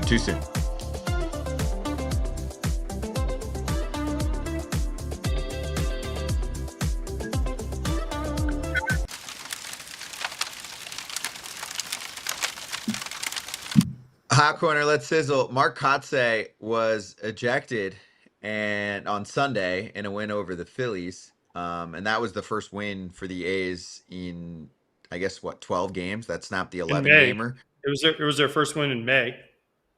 It felt like it. So we're watching the video right now. Kotsay gets ejected here, Kip, and he has to head to the clubhouse. The thing about the clubhouse is it's not where it is anywhere else. So he does the classic walk of shame in the minor leagues where he goes down the left field line to get out of there. That goes one of two ways. You're either cooled off by the time you get all the way to that corner, or you are built up to have some kind of explosion in your office or something where it's just been building and building with each step, and you've just been muttering stuff under your breath probably until you walk into that door, and then first thing you can grab that you can lift is just going somewhere. But not ideal. Not ideal to have your own tirade with the umpire and then have the game on pause while you walk for 300 yards out there. 100 yards. Only one of many complaints about the Oakland / Sacramento / Other than that, top Vegas / whatever the hell they want to call it now over there. But I mean, it's just one of many things. I mean, it's funny that you have to watch him because I love Kotsay. I played with Kotsay. I never really saw him get this angry, but to see him do this and then walk this far, I mean, the best is like he's got his head down and he's just like, it's like the kid, right? When you send him home when you were a kid and your kid had to go home because his mom called him early and he's like shuffling along with his hat down, his head down. And then the game had to wait for him. So, I mean, he got a little revenge. He got a little revenge on the umpires, though, because they couldn't do anything until he got all the way out there. That's what Mark just brought up a good thing, our producer here, about what if it was Bochy? And I'm just thinking, like, what if it was Tito that got tossed and we'd have to wait? Tito would literally stand there until a cart got him. And it would probably take the same amount of time. Not every manager is going to be as fleet-footed as Kotsay was on that one. Some guys would be a rain delay. Well, the bullpen cart could get him, but I think, the bullpen cart was broken at one point out there too. Obviously, it's fixed now, but it could die down at any point. We could have a problem where if it's broken again, a manager who needs a cart might just stick around. There's nowhere for him to go. But that would be so awesome. A manager gets ejected and they can't start the game until he leaves. He's like, I pulled my hamstring. My back hurts. Goes up through the stands. What if he just went and sat? What if he went and sat in the first row?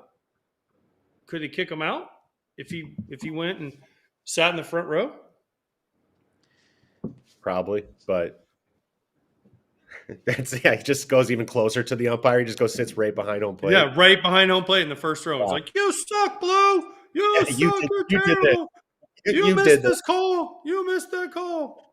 And you'd be like, hey, MLB, sorry, you created this ballpark. I can't get out of it. So I'm going to sit here until you figure it out, unless you want to airlift me. Kotsay did say post-game, AJ, that he was considering jogging, but then thought, I'll freeze the pitcher. No, Kotz, I love you. I love you, Kotz, but no, you're not jogging that far, dude. You're getting a little up there now. You get your time. Yeah, I love you, Kotz, but you're not jogging. Yeah, it's 330 feet. All right, let's get to this obstruction call from over the weekend.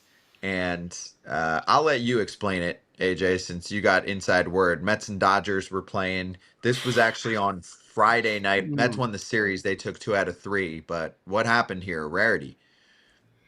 If you can explain this, I don't know. I don't know. Kip, did you ever play third base before we get into this? Did you ever play third base at all? No. Okay, so the fly ball is here to hit to right. Now, I want y'all to see where Max Muncy is standing. He's not even in the picture, right? He gets thrown out of the plate. Marte gets thrown out. Great throw by Teoscar. Max Muncy gets called at third base for obstruction, for standing in the runner's way of seeing the fly ball being caught. I love you, Trip Gibson, but this is over umpiring, dude. I'm sorry. It's over umpiring. If we could have run that just a little bit longer, you could have seen where Muncy was standing. He was standing. The cut at Citi Field is like 10 feet off the base. He was standing. He was by the base and he walked away. Now, do I know third baseman that did this on purpose?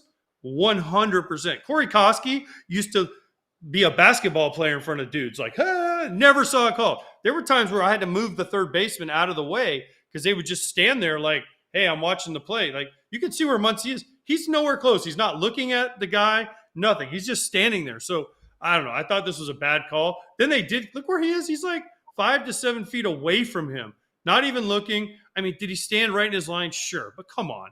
Right? Like, come on. I don't know. It's a little gamesmanship. I love it. I think it's great. But then they called it on the Mets guy, too. I've never seen this called once, forget twice. We were joking that on, the umpire was like, got a text from somebody. He's like, this is a joke, by the way, everybody. I bet you can't call 2 obstruction calls on the third baseman in one game. I bet you can't do that. They correct me if I'm wrong, but it's like they almost teach that. They teach you to kind of obstruct. And you're right. And it used to be like, I used to have the third baseman, whether it was Trevor Plouffe or someone, where it's like they're almost looking straight at you, like direct eye contact, like trying to get in your way almost so you couldn't see it. But as long as they're not like touching you, it's not, you're fine. Muncy was way far off. I'm not a fan of this call at all. I think it's part of the game. I think it's a smart play.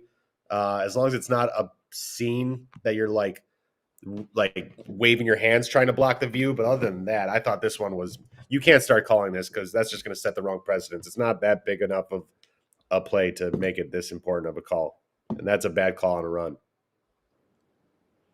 Right. That's a run. I mean, Yeah. it's costing a run. That's the crazy part. And the fact that you don't see this and all of a sudden, AJ, Trip Gibson's just like, today's the day. That's what I'm going saying. to go back to the rule book. Like, it's almost like somebody said, in May. Somebody dared him. It was like, you won't call 2 obstructions. And now once he called the first one, then he had to call the other one on the Mets, right? So once he called the first one, he had to be like, okay, makeup call time. You know, I mean, come on. But like, it's such just a random thing to see called. And I talked to Max on Saturday about it. I go, Max, what do you got? And he just started laughing. He's like, I wasn't even looking. He's like, I just was at third and I walked towards where the throw was. Not even look. He's like, if you watch it, he's not even looking. He's looking this way, and the guy is behind him. So I don't know. I mean, listen, I've tagged up. I've seen guys try to get in your way all the time. This was just one of those calls. It was like, all right, we're gonna make this call and then hope it sticks, and it did. He had it on his bingo card today. Trip Gibson had it on his bingo card. It's got to be. It's crazy. Sometimes umps have that. Sometimes umps have those days. It's like you almost would think there was a memo sent out, right? We get that in spring training sometime. Hey, we're going to really look at this this coming season. I mean, it's a random day in late May, and all of a sudden one ump just decided to create his own memo. So it was worth pointing out. All right, when we swing back, we will talk Dodgers again. Shohei Ohtani took the next step in his rehab process. I'm mad. By the way, I'm mad about this too. We'll talk about it. Oh, good. Then I'm even more excited. You gave me a tease that I didn't even expect that I would have. So we'll find out what's grinding AJ's gears next. What is it?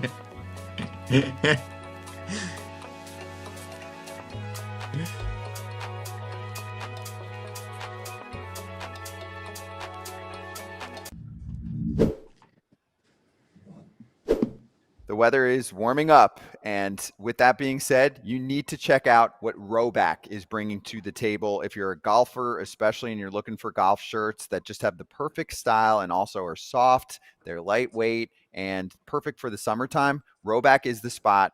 Of course, FT's hooking you up with a code for 20% off at rowback.com. That's FOUL on RHOBACK.com for 20% off all shorts, hoodies, polos, and more.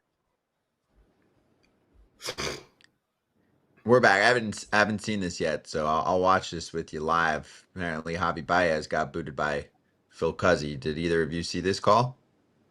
I did. It was a bad call. Yeah, bad call. Bad call. It was a bad call. Javier Báez went ape tits on him too, and then Hinch couldn't get there fast enough. And I love Joey Cora trying to stop him. Like, Joey, you're not stopping anybody. I'm sorry. Look at Joey. She took Glaber and Joey. Joey lost his hat. He's about to lose his glasses. Look at him. His shirt's untucked. Oof. I mean, like if it's questionable like that, as an umpire, like to have a questionable call and also have that thin of a leash for some player to say something. Like there's not one part of you that knows like I might have missed that, or that might have been off. That might have been a ball. Like maybe I deserve this, or I'm allowed to give him some kind of a leash. You have that quick of a trigger on a questionable call that just doesn't have a little thicker skin than that. I think a lot of umpires need to have a little bit thicker skin. Mm-hmm. Players do too. Some players do. I mean, umpires need to have. Javi's having a great year. Yeah, what? Javi's having a great year. He does Awesome, not want to leave that game. Also, he's not loud. He's quiet. Like his game is loud, but he's really quiet. He's not that guy, you know? No, he doesn't say much. So, and I think just from my perspective, or at least my experience, I think you're allowed to have something to say after, whether like, where do you like, and maybe I'm guaranteeing Javi wasn't like, where do you got that? Or that's not a little bit down. I'm sure it was different choice of words maybe, but I don't know what he could have said. That's just like a one-liner that gets him. It takes you back to that old, what movie is it? not Bull Durham. Yeah, he's like, I bet he called him. But yeah. But so yeah, I thought that was too quick of a wrong. Well, Yeah, he so said the did Avi, magic so word. did Hinch. He said the magic word though. Yeah. You? You. If you say you go bye real fast. You is the magic word.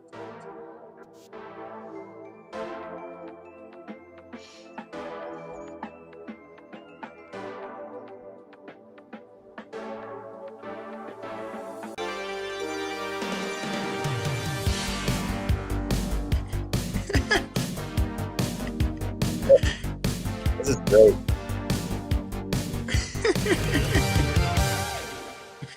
When will show Hold up. throw? Hold up. Wow. Hold up. Is that the same music? Got him. Is that the same? course. I didn't even know that was coming. So now I have I two know. things that I'm pissed about this with. I didn't even know that was coming. That was But great. that's the same exact thing as where will Juan go? And we all know where he ended up, but now I like that. So now we're going when will show throw? When will show throw, AJ? So we prepared that. I mean, producer lady worked hard this morning, and we've been doing Yeah. these updates. People like them. I will say, you can get pissed about it if you're watching the show right now. We're spending 3 minutes on Shohei Ohtani update. He is a unicorn in our league. Check websites, go to the MLB section. There's like 2 or 3 stories out of the top 10 usually on Shohei Ohtani, especially with the pitching rehab. Clearly, people are clicking on it. So add that all up. Where Will Juan Go was the most popular segment we've ever had in FT history because of No, the come on, that's animation that opened it up. That Yes, is not because AJ true. loved it so That much. is But So they here's broke the both fixing sequel. with animation. There's no way that is Yeah. a true story. The 80s sequel follow-up, When Will Show Throw? So what's your bone to pick? Okay, so no, listen, I know he did throw, and it's not Shohei at all. It's not at all. But Shohei was scheduled to throw his live BP at Citi Field on Saturday. Well, because they went 13 innings, he was tired. He didn't get to do it. So I texted Dave Roberts, who was absolutely awesome. I love Doc. And I said, listen, Doc, if you need somebody to take some live ABs off Shohei, I'm available. And he just texted me back, I think we're good. So listen, I'm not really mad at Shohei. I'm a little more mad that Dave Roberts didn't want me. And he asked, and then when I did our manager meeting, I said, Dave, I was good to go and I'm ready to go. And he said, I don't want to hurt Shohei's feelings. I'm like, that's a great point, Dave. I don't want to hurt his feelings either. So instead they used like the trainer and like the third bullpen catcher, and they pulled the guy who dumped milk on his head Saturday night out there to get at bats. But I didn't get to get an at bat. So it's not really with Shohei. It's just more with the Dodgers in general. I thought he faced rushing. He did face rushing. He didn't want to face Yeah. righties, though. He didn't want to face righties. And I said, well, I'm left-handed, and I haven't retired.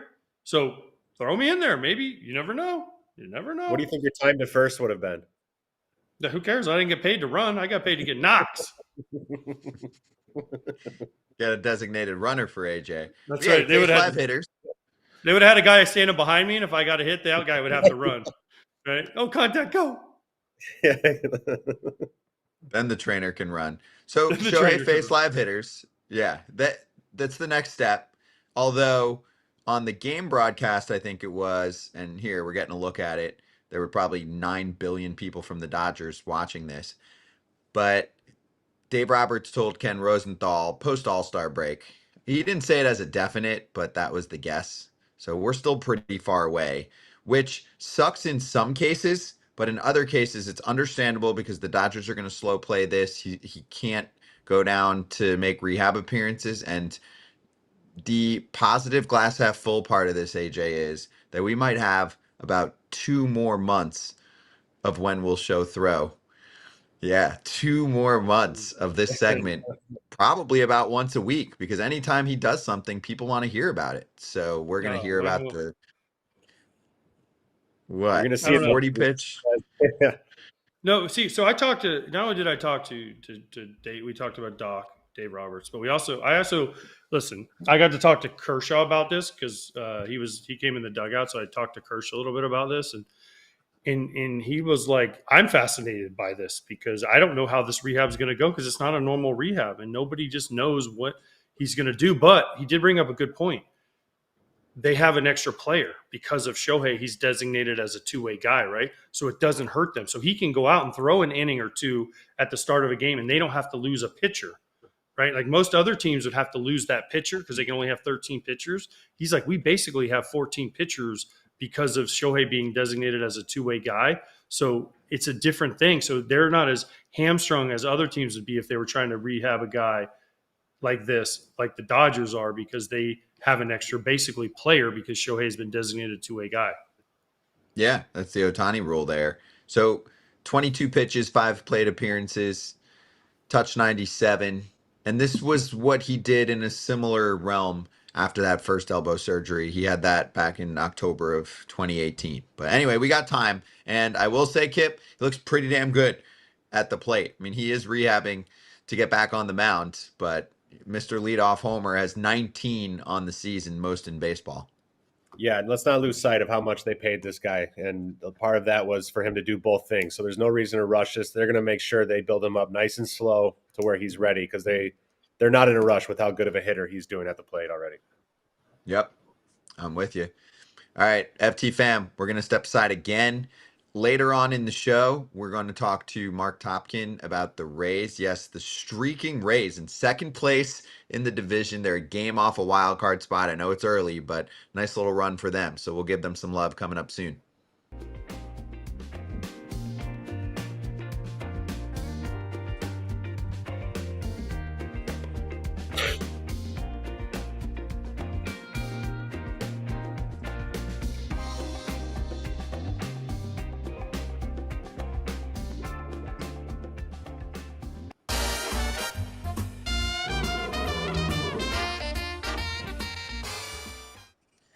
BetMGM locks first off the free game of the day tonight, Nationals and Mariners, 9:40 Eastern time, streaming on the BetMGM app. It's available to any BetMGM customer logged in with a funded account. So check that one out, the nightcapper on this Tuesday.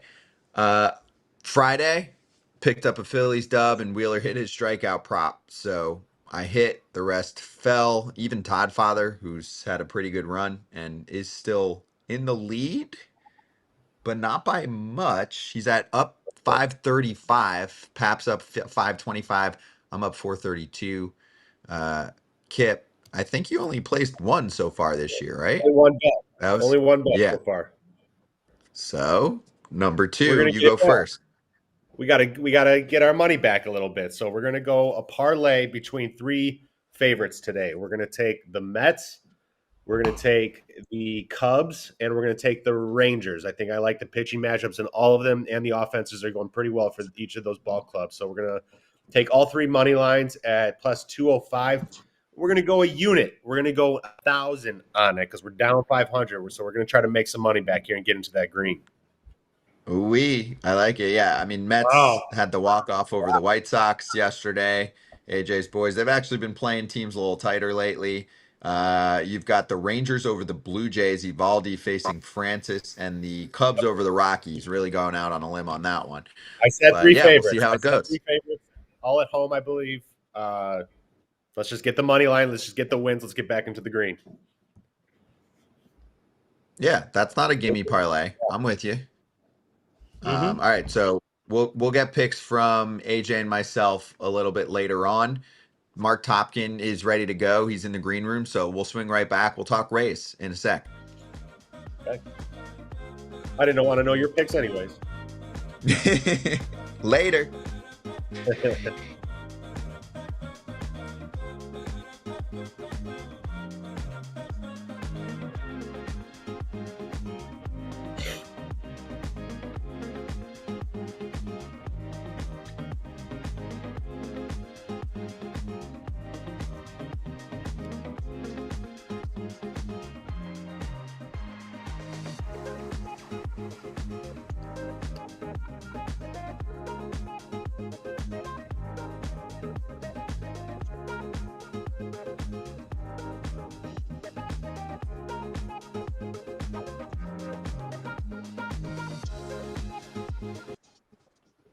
Marc Topkin from the Tampa Bay Times is here to talk about the Rays. Topper, good to see you. What are you seeing, man? The Rays are getting themselves back in the mix.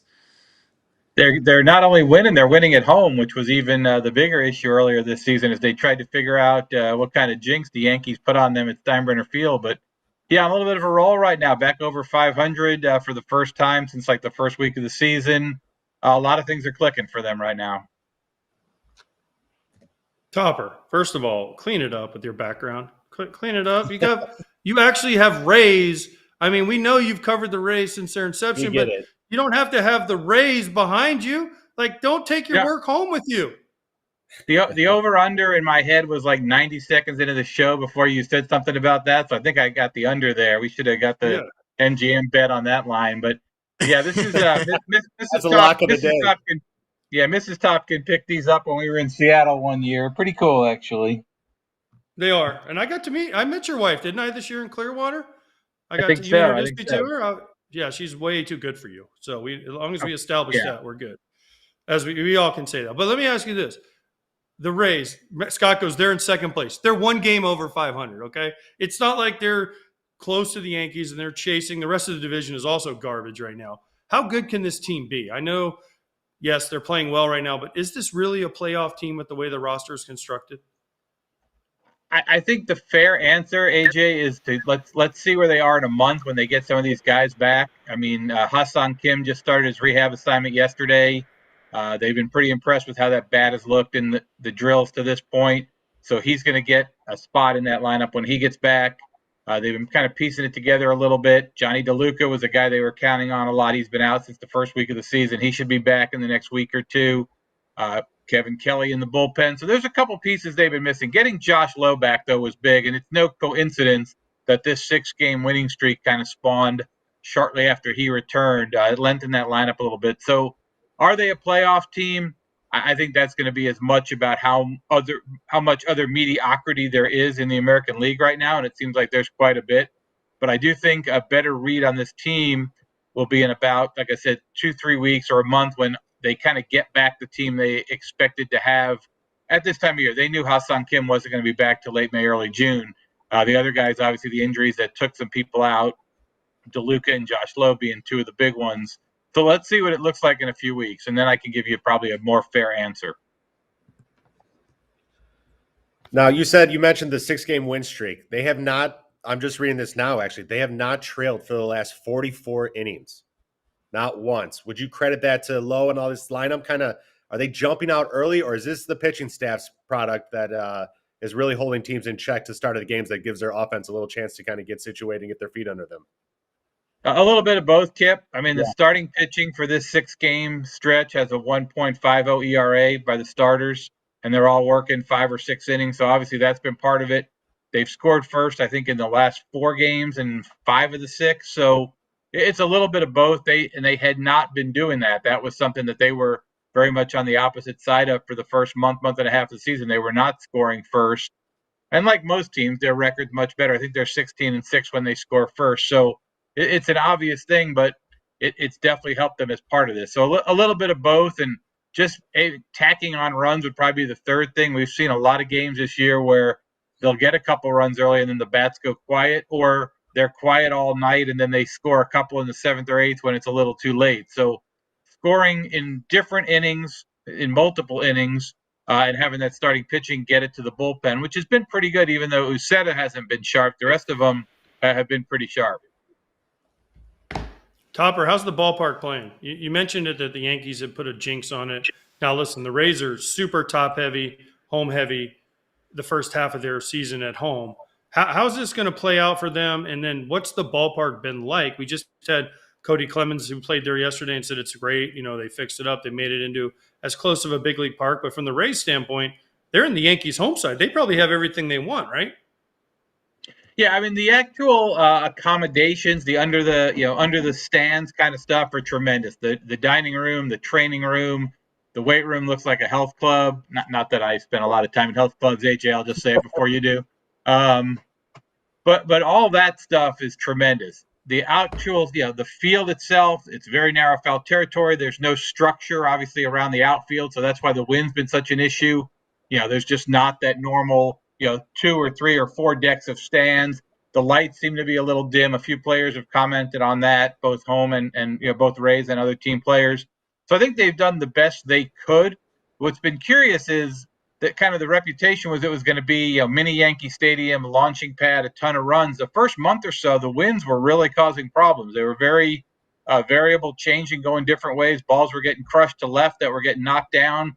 Balls were getting crushed to right that were getting knocked down, then flies that you didn't think were going out were going into the seats. So it seems to have gotten with the heat, which probably makes sense. The ball's carrying a little better to right. That's where the winds tend to blow from left to right. We've seen a couple of those. There was a game, one of the homers, I think, against the Astros the other night. The right fielder just started to camp under it about 6-8 feet in front of the track, and then it hit the jet stream, kind of like sometimes they do at Yankee Stadium with the same dimension. So it maybe is playing a little truer to what the reputation was, which was balls are going to fly in the hot weather.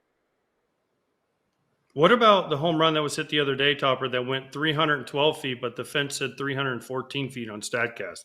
Can you explain that one to me? Because I could never figure that one out.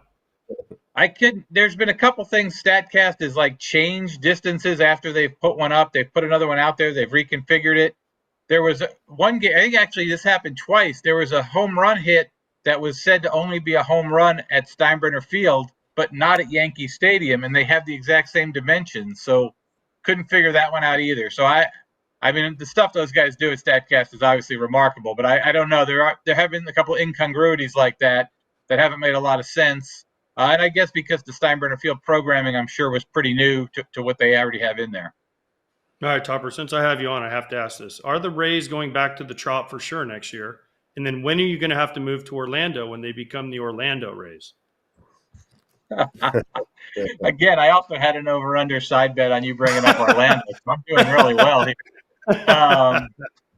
The plan is to go back to the Trop. Now, I think everything we say, given the horrific things that happened to this community last year, have to be prefaced by, Mother Nature permitting, right? If there's another hurricane or even, severe storms that mess up their plan and cause significant delays or, further damage, that would change that. But they are expected to start work here in June, start the prep work. They've already ordered the first part of the roof. It's a very convoluted thing. I guess it's purchased in Germany, assembled in China, and then has to be shipped over here. So they're still, in the process of that, but they've got the first part of it ordered. The idea is that they start working on this in August. MLB is very involved in this. They're monitoring it. They have someone on the working committee that kind of meets every week or so. There's a strong effort and commitment both from the league, the team, the city to get this thing reopened in time to start next season. Now, I don't know what to tell you. If I assume they'll ask to start the season on the road. If they need a couple extra weeks, I would assume they call the Yankees back or the Phillies or something and say, hey, we need a place to play for a couple weeks. So I do think the intention is they go back to Trop and they have 3 years remaining on their lease. Beyond that, I don't know. I do know that your buddies in Orlando, or maybe you're actually the secret financier and the other people are just the front men. They've been talking a lot. They are talking a good game. They're doing press releases. They're putting out statements. They're putting out videos. They seem very confident. I have read a couple stories saying that it's probably going to cost more than they estimate, which happens to every sports enterprise, both buying a team and building a stadium. But I don't think you should buy all of the Dreamers shirts yet, AJ. I think you don't invest all of your money in those just yet. Okay, well, first of all, when they get to Orlando, they're not going to be called the Dreamers. I can tell you that. So, but they might also not be called the Rays, so you might have to change the decor in your house. Okay. Well, I also think I won't be covering them then, so I think this will all work out. By the way, I have to. No, the Dreamers doesn't do it for you. No, that was Pat Williams who passed away. That was his way just to get a name out there. And but no, the Dreamers would not be what the name would be. So it would not be the Athletics. So we're good. We have two that we're covered that they won't be. Okay, it won't be the Athletics and it won't be the Dreamers. But I do have to tell this story, Topper. I saw you in spring training. I saw you when we were in Clearwater doing our show. I ran into you and your wife behind home plate, and I got to witness the first ABS challenge live and in living color in person. And you were standing next to me, and I was like, whoa, hold on, I want to see this. And it was quick, and it was cool, and I'm all for it. Have you thought about that anymore? Have you mentioned it to any other players about how it was in spring training? Because I thought it was one of the coolest things I had ever seen, and it was so fast. It was like, boom. Just hanging out with you, that was the bigger moment for me than the first ABS challenge. I mean, I acknowledged you. That I actually acknowledged you in public, yes. Yeah, I mean, that was very cool. By the way, before I answer your question, I have to point out that 2 days later after I saw you is when I fell and broke my leg in Port Charlotte, my broken kneecap. So I don't know. I started to wonder if there's been a connection with that too. Or your wife tripped all you that being when you walked by. All that being said, that's true. You could have psychologically tripped me. I do think that the players, for the most part, liked how quick it was. I still think there's some debate over if you're going to do it, should you only have it on the limited number of challenges, and thus you have to kind of gamble when is going to be the highest leverage moment, or should you just have it in place, the system where it's in place for every pitch, or where it's called automatically. So I don't think there's uniformity on that, but I do think there was. I hate to say this, Scott, I really hate to say this, keep note of this, that I agree with AJ, but I do think the players, for the most part, were pleased with how quickly it went. The minor league guys were used to it, obviously, but the guys who'd never seen it before were pretty pleased with how quickly it went. The funnier part was seeing the spring training games in the ballparks where it wasn't set up, such as the Port Charlotte Stadium, where players would tap their hat and asking for the appeal when it wasn't in place there.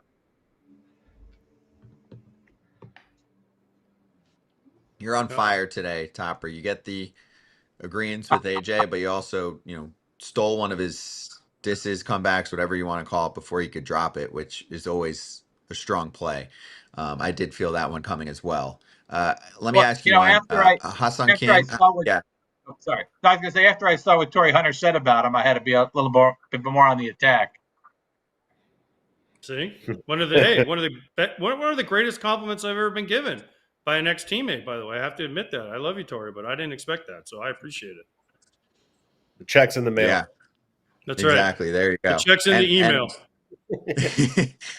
The posts are out there too. Instagram, Twitter, TikTok, whatever. You can find that stuff. I mean, we had great combos with Torrey. If you don't know what we're talking about, let me jump back to Rays. Do you think Hassan Kim can make a big impact? And also, do you think if this team hangs around in this range, they will do some slight adding? I know it's early and we still have to see how things play out, but they did do a mini fire sale last trade deadline. I know they don't get the same pressure, Topper, as other fan bases put on, but there still is a fan base that would like to see them compete most seasons, and they would like to see that last year turns into a more competitive team. Slow down there a little bit. You're freezing up on me there.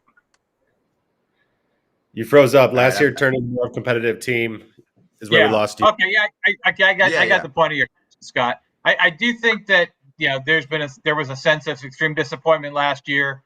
I do think that they would like to return that, and I think knowing how many things went against them this year, that they were dealing with having to find a new home and scrambling and having to move to Steinbrenner Field and dealing with, it's going to be a season-long thing. I mean, John Schneider had some comments the other day after the Blue Jays lost about how hard it was to concentrate in the heat and play in the heat, and it's only going to get worse. So the Rays, there's going to be long nights. It's going to be rainouts, even with the only handful of games in July and August. So they know they're up against it. So, yeah, I think there'd be a certain sense of within reason, as it always is with the Rays, of trying to kind of show, look, they could handle all that they were faced with this year, all these challenges of having to relocate, of having to play outdoors in the heat and find a way to get into the playoffs. So I do think they'd be motivated to do that.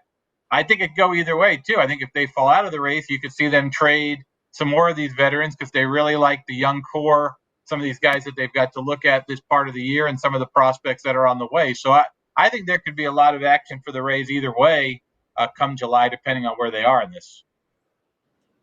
Okay, I like it. And I'm back unfrozen. Topper, good stuff. Good to see you. Appreciate the time, man. We'll talk soon. Anytime. Hey, AJ, can't wait till we hang out again, buddy. Yeah. Hold your breath. AJ, we got to go to a game. Have you been to the ballpark? Come on, you guys come on over to Steinbrenner Field. I just got a text from Mike Herman, the Twins travel guy. He's like, this is the closest we're going to be all year. You're not going to come say hi? I'm like, I don't do minor leagues. We'll work on a show, FT at the minor leagues for one day. All right, I'm on. You do we'll let you know. As long as we got shade, fans, and air conditioning, I'm good. We got air conditioning in the press box. We do have air conditioning in the press box. There you go. It might happen. All right, FT fam. We'll be right back. Thanks, Topper. All right, Thank guys. you.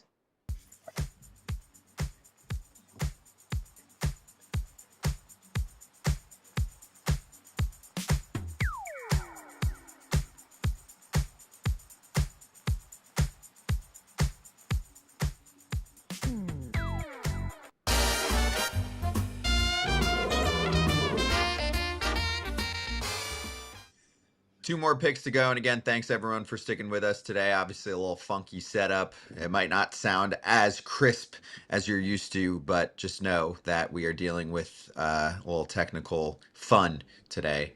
I'm going to go with Hunter Brown, guys. Over 6.5 strikeouts, locking it in at -110. I'll just go 110 to win a hundo.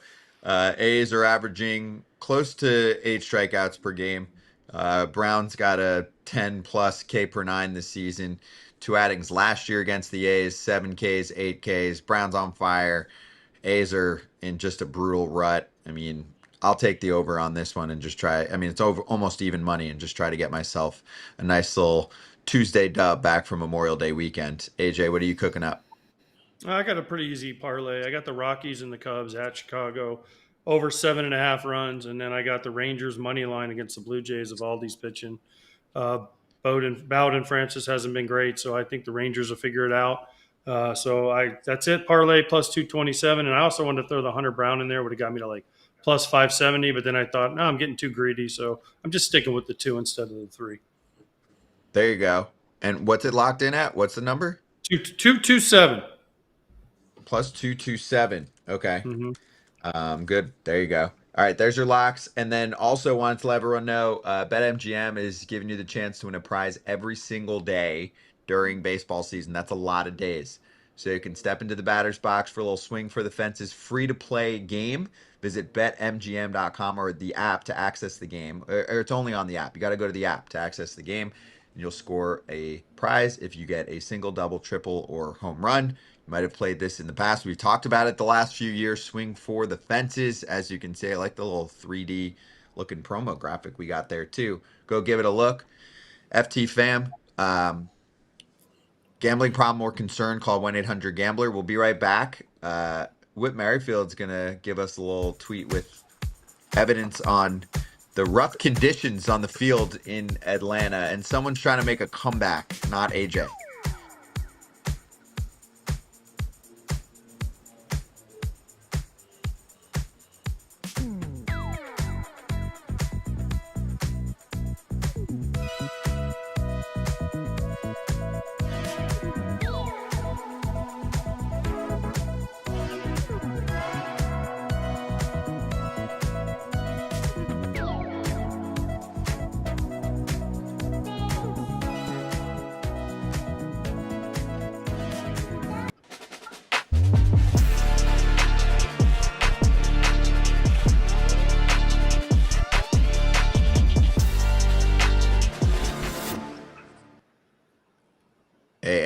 Let's slap. So first off, we got this tweet from Whit Merrifield showing that gnarly finger injury that he had. There it is. So he said, graphic pic below. Thanks for the warning.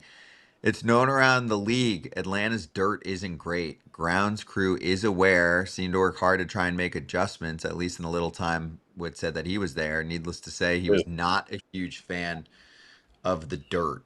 Can't that be fixed if that's a real thing? I mean, that's helpful to get insight from Whit there, Kip, but if it's a known thing, I mean, they have off seasons. Whit wasn't there this year. He's talking about what, last year?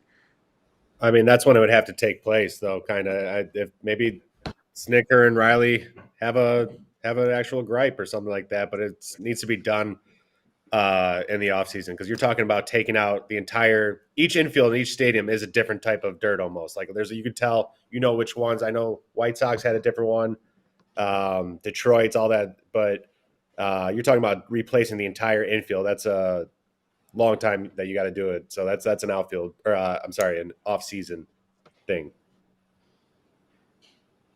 True.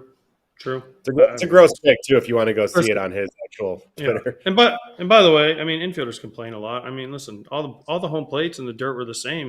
I was playing the dirt my whole career and never complained one time about how bad the dirt was. I mean, geez, as Paul Konerko's old coach used to say, and Kip, he used to say, there are no bad hops. Move your freaking feet.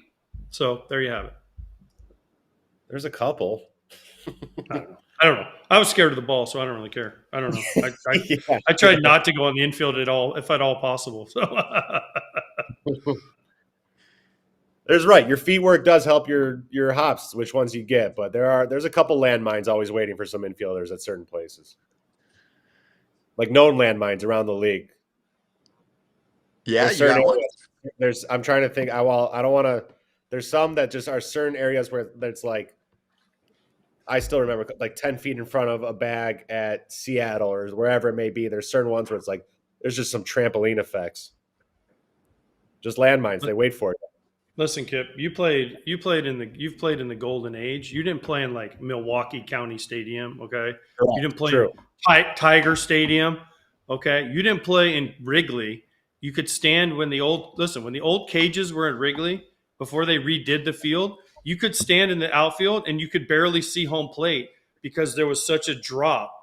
It was so crowned. It was crowned like 4 foot. Like literally, you could stand in the outfield and all you could see was like this much of the hitter. It was crazy how crowned the infield was. Like when you would run off the infield, you would drop. You would have to, your heart rate would change because you dropped so far down. It was crazy.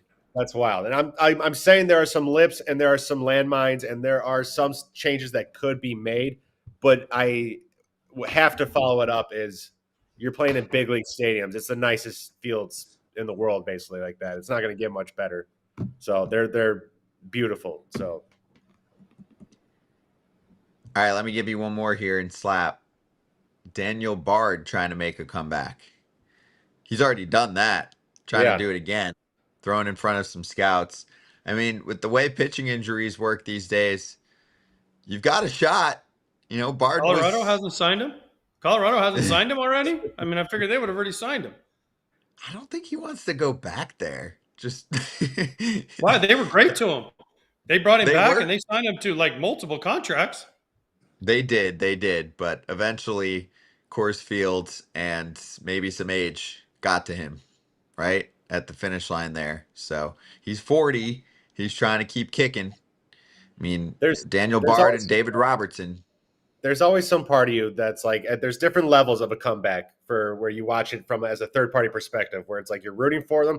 It's either let it go or rooting for him.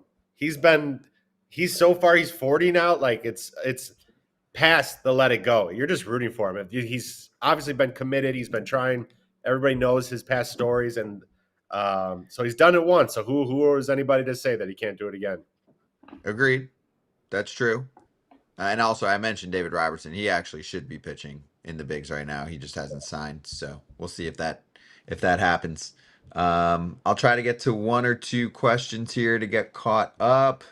By the way, we talked to Chris Cotillo, AJ, but we really didn't go over it ourselves too much. What do you think about the Red Sox losing Bregman? Here comes Meyer, maybe Roman Anthony soon. How do you feel about this team? Because they're underperforming compared to projection models, and I would say most of the industry.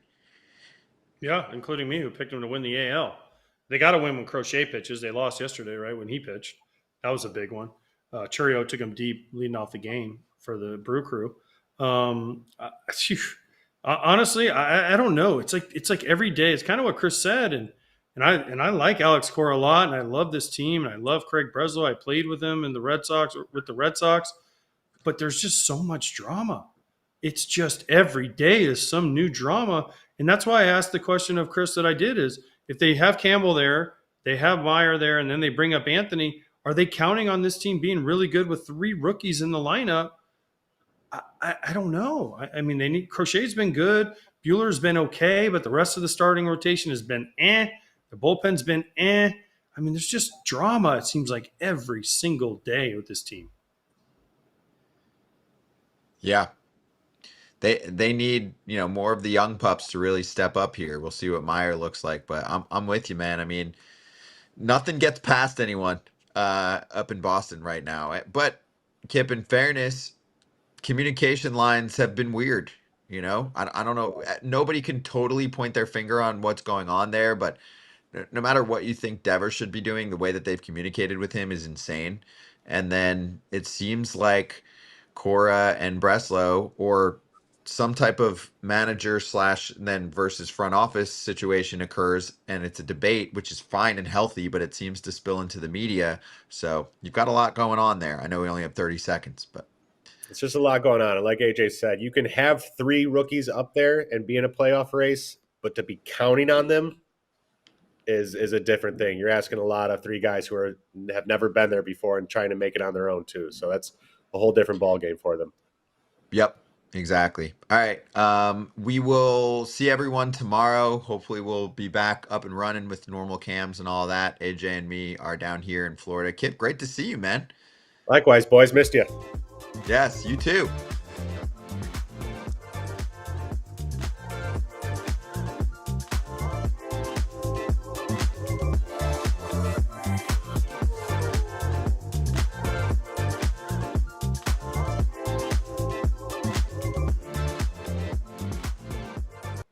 All right, we're back. May Day, by the way, went yesterday, so Trevor didn't take the holiday off. He did his show. So if you missed that and you're a fan and you're looking forward today, it already happened yesterday. So you can get caught up with May Day a little bit later on. Dodgers territory coming up next, but also after that, Hot Sheet. This is a good one for you, AJ. So Hot Sheet's going to do their College World Series preview, their big tournament preview. They do the announcement on Memorial Day. I've ranted. It just I fell. don't know if It it's just on this fell. show or I think it just fell this year on Memorial Day. It's normally not on Memorial Day. It just fell this year on Okay. Memorial Day, I think. I don't know. There's some. It bothers me on many fronts. It's just it's not disrespectful. It's just like that's the day you're doing the announcement. I know sports games are going on, but I don't know. I guess you're right. It's just a calendar timing thing. But I was like, really? Memorial Day? College baseball needs more attention in my mind. That's not the way to do it when, Yeah, you wanna know everybody's how to either get at a game attention? or at a barbecue. What? Put the draft in Omaha. Then you'll get attention, but they won't do it. Yeah. Put the draft in Uh, Omaha. Put the draft in the College World Series. Why not? Omaha can handle it. Yeah. You know what Interesting. it's about. Of course. Always. Of course, always. Because there's clearly a deal that can be had that has not been figured out. Some type of fight going on to figure that out. You know it, because there was a year where it was supposed to happen. But anyway, Hachi's going to talk all about the college field and the tournament and all the announcements, obviously. I think Baseball America correctly predicted 15 of 16 home sites. So they were on this. You could have just followed them and then done your thing and, had your beverages and your food on Memorial Day and skipped it because Baseball America pretty much told you what the field was going to look like before they announced it. So anyway, make sure you check out Hot Sheet. That's coming up after Dodgers territory, which is 3 o'clock Eastern here, 3:30 Hot Sheet. And then, like I mentioned, no May Day today. That was yesterday. Today is actually Tuesday, not Monday. So make sure you adjust accordingly. And we will see everybody tomorrow. Wednesday is when we have the Pete Alonso reschedule from last week. For some of you that were asking when Pete's coming on, that would be He said Wednesday. he would come on. He said he was coming on. I asked him on Saturday. I'm like, were you on last week? Because remember, Wednesday I wasn't on. He said, no, but I'm ready to come on. He's like, I'm looking forward to it. So he said something came up, but he told me he was on. Yep. Yeah. He had an issue. Obviously, we're always transparent with the crowd. We get him back on a few days later. So Pete on Wednesday. We'll see everyone tomorrow. Oh, tomorrow is Wednesday. I just fell for it myself. I'm that stupid.